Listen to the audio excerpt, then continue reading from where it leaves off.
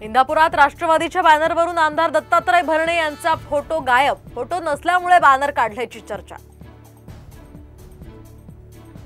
उद्या मनसे अध्यक्ष राज ठाकरे यांनी बोलावली बैठक। नेते, सरचिटणीस आणि राज्यातल्या प्रमुख पदाधिकाऱ्यांना उपस्थित राहण्याच्या सूचना। निवडणूक आयोगाच्या पक्षपातीपणामुळे भाजपनं 240चा आकडा गाठला। ठाकरे गटाचा हल्लाबोल तर कुंपणत शेत गिळल्याची टीका। अमरावती जिल्हाधिकारी कार्यालयातल्या जनसंपर्क कार्यालयाचं कुलूप तोडलं भवलं। यशोमती ठाकूर आणि बळवंत वानखेडेंसह 10 जणांवर गुन्हा दाखल। 1 नोव्हेंबर 2005 नंतरच्या शिक्षकांना पेन्शन देणार, मुख्यमंत्री शिंदेंचं आश्वासन।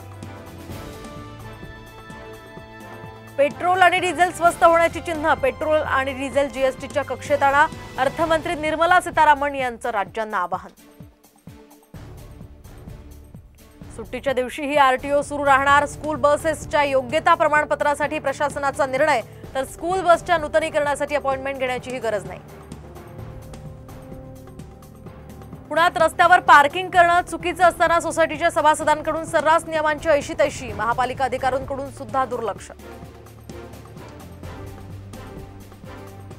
वाशिममध्ये अज्ञातांनी जंगल परिसरात फेकले धोकादायक केमिकलचे ड्रम्स, तर ड्रम फुटल्यामुळे परिसरात दुर्गंधी, तर काही झाडं सुद्धा जळाली। पोलिसांचा तपास सुरू।